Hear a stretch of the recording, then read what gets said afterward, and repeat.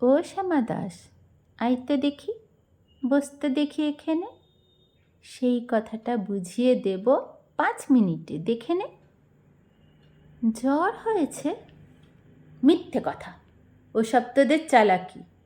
এই যে বাবা চেঁচাচ্ছিলি, শুনতে পাইনি কালাকি? মামার ব্যামো? বদ্যি ডাকবি? ডাকিস না হয় বিকেলে, না হয় আমি বাতলে দেব বাঁচবে মামা কি খেলে। আজকে তোকে সেই কথাটা বোঝাবো, না বুঝবি তো মগজে তোর গোঁজাল মেরে গোঁজাবো। কোন কথাটা? তাও ভুলেছিস? ছেড়ে দিছিস হাওয়াতে? কি বলেছিলুম পরশু রাতে বিষ্টু বসে দাওয়াতে? ভুলিসনি? তা বেশ করেছিস। আবার শুনলে খেতি কি? বড় যে তুই পালিয়ে বেড়াস, মারাসনি যে এদিকে। বলছি দাঁড়া। তারা কিসের? বস তাহলে নিচুতেই। আজকালের এই ছোকরাগুলোর তর সয় না কিছুতেই। আবার দেখো, বসলি কেন? বইগুলো আন নামিয়ে। তুই থাকতে মোটের বোঝা বইতে যাব আমি? এই সাবধানে আন। ধরছি দাঁড়া। সেই আমাকেই ঘামালি। এই খেয়েছি, কোন আক্কেলে শব্দকোষ্টা নামালি? ঢের হয়েছে, আয় দেখি তুই, বসতে দেখি এদিকে। ওরে গোপাল, গোটা কয়েক পান দিতে বল খেদিকে।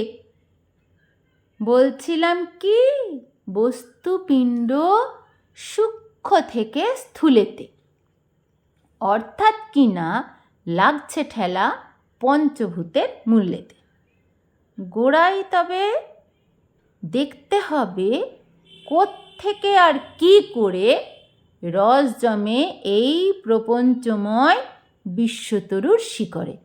অর্থাৎ কিনা এই মনে কর রোদ পড়েছে ঘাসেতে, এই মনে কর চাঁদের আলো পড়ল তারই পাশেতে।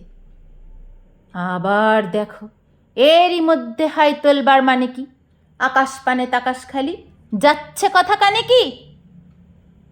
কি বললি তুই? এসব শুধু আবোল তাবোল বকুনি। বুঝতে গেলে মগজ লাগে, বলেছিলুম তখনই। মগজ ভরা গোবর তোদের হচ্ছে ঘুটে শুকিয়ে, যাই কি দেওয়া কোনো কথা তার ভেতরে ঢুকিয়ে। ও শ্যামা দাস, উঠলি কেন? কেবল যে চাস পালাতে। না শুনবি তো মিথ্যে সবাই আসিস কেন জ্বালাতে? তত্ত্ব কথা যায় কি কানে, যতই মরি চেঁচিয়ে। ইচ্ছে করে ডান পিঠেদের কান মলে দি পেঁচিয়ে। কবিতা বুঝিয়ে বলা, কবি সুকুমার রায়। ধন্যবাদ।